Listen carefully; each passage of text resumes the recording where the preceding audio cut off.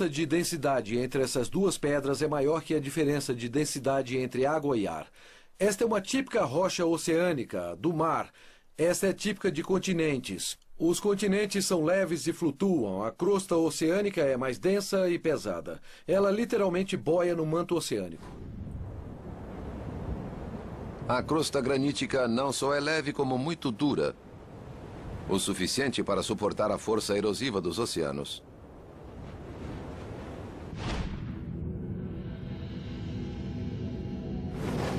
Nos 2 bilhões de anos seguintes, devagar e regularmente, os protocontinentes graníticos foram crescendo. Em diferentes pontos do globo apareceram crostas de granito, que um dia seriam o ponto base das massas de terra. O domínio do oceano terminara. O continente havia chegado. A lenta expansão dos protocontinentes de granito não transformaria apenas a aparência do planeta. As praias rasas trouxeram vida sob a luz do sol e ocasionaram a produção de oxigênio. Desde a chegada do primeiro oceano, acredita-se que vidas unicelulares e primitivas já tinham surgido entre as ondas, vivendo do calor produzido pelas fissuras vulcânicas submersas. Mas agora elas começaram a evoluir e a se espalhar para cima. Na costa continental surgiu então um organismo que transformaria o planeta: o estromatólito. Estromatólitos só podiam viver com a luz do sol e encheriam a atmosfera de oxigênio. Esse organismo primitivo ainda pode ser encontrado.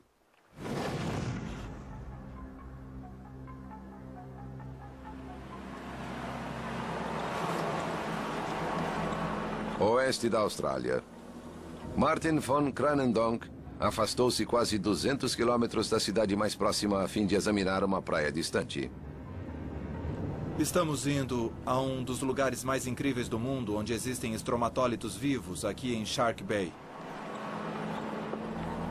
Na estreita faixa de areia de Shark Bay, uma colônia de estromatólitos pontilha as águas rasas.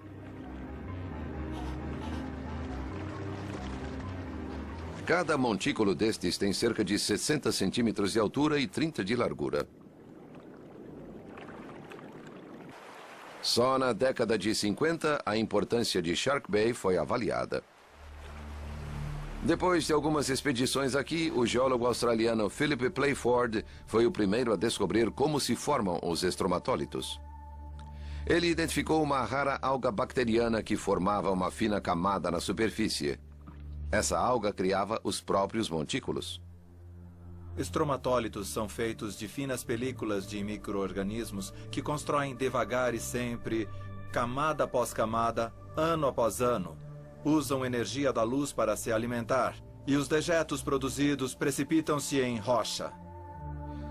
Outros geólogos reconheceram a importância da descoberta. O padrão visto em rochas de bilhões de anos era de fato estromatólitos fossilizados. Essa descoberta foi a centelha de uma revolução fóssil. Logo que souberam que esse tipo de estrutura era feita por organismos vivos, os cientistas mergulharam no estudo e terminaram descobrindo que a vida já ocupava o planeta Terra havia 3 bilhões e meio de anos. Esses são os ancestrais de tudo na Terra. Estamos conhecendo os avós dos avós dos avós dos avós dos avós de nossos avós. Os registros mostram que há 2 bilhões e meio de anos os estromatólitos floresceram em todo o globo. Todas as praias da Terra se pareciam com Shark Bay.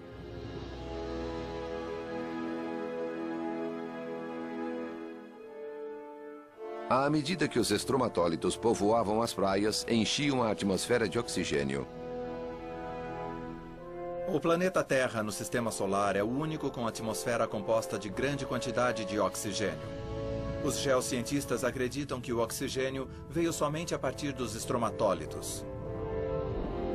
As algas transformavam a luz do sol em oxigênio, processo conhecido como fotossíntese. Em um período de 2 bilhões de anos, incontáveis gerações de estromatólitos bombearam trilhões e trilhões de toneladas de oxigênio. No início, o gás dissolvia-se no oceano, onde enferrujou bilhões de toneladas de ferro. Mas no fim, ele também invadiria a atmosfera e transformaria o planeta. A aparência da Terra havia se alterado totalmente. Quando o ferro deixou o oceano, este mudou de verde para azul. E quando o oxigênio subiu para a atmosfera, diluiu a espessa camada de dióxido de carbono, tornando-a clara.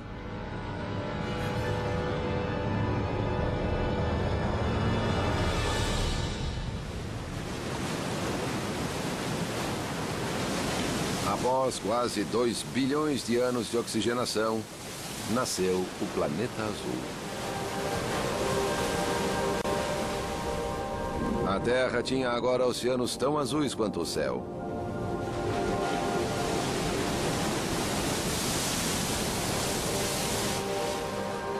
Relíquias desse período de transformação sobrevivem até hoje em grossas camadas de sedimento rico em ferro depositado no leito dos velhos oceanos.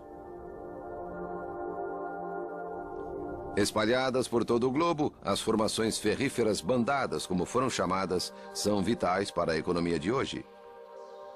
E são a maior fonte do ferro minerado atualmente. Oxigenada, a Terra ficou quase igual à que nós conhecemos. Mas antes que se tornasse nosso lar, outro ciclo de eventos cataclísmicos aconteceria. No bilhão de anos que se seguiria, movimentos profundos rachariam a crosta. A vida, que mal havia começado, ainda enfrentaria uma terrível provação.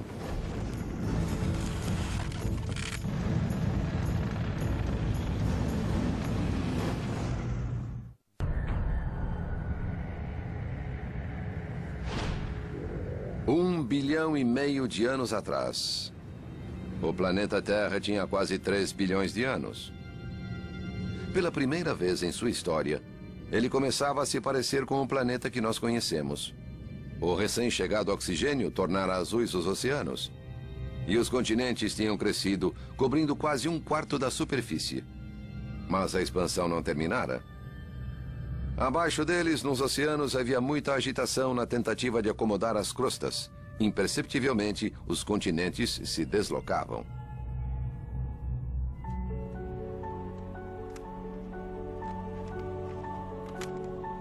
Mark McManaman é estudioso de tectônica de placas, ou o estudo do movimento continental.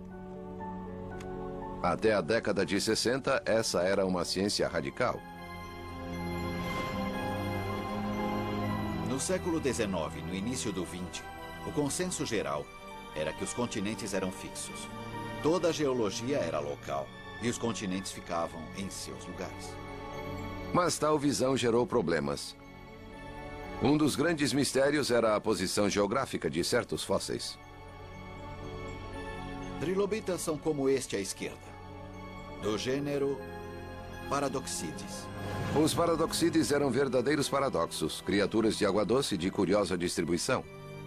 Esse trilobita existe na parte leste da América e também na Inglaterra, do outro lado do Oceano Atlântico.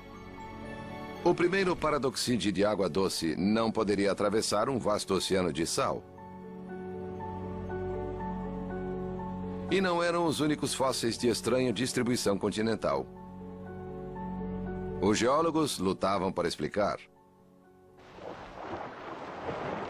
Em 1912, uma teoria radical surgiu na Groenlândia e lançou as bases da tectônica de placas, sacudindo a ciência até as fundações. A teoria foi exposta por um cientista alemão, Alfred Wegener, um homem que passara parte da vida gerenciando pesquisas atmosféricas na gelada Groenlândia. Mas Wegener sempre foi fascinado pelo paradoxo dos fósseis. E de repente anunciou que a resposta estava diante de todos. Desde que surgiram mapas mais precisos, crianças e estudantes já diziam que o formato da costa leste da América do Sul e da costa oeste da África se encaixavam. Isso nunca foi levado a sério pelos mestres, que diziam que era só uma coincidência. Quanta criança não se sentiu desapontada ouvindo que estava errada? Wegener propôs que os continentes estiveram de fato unidos, tendo posteriormente se separado.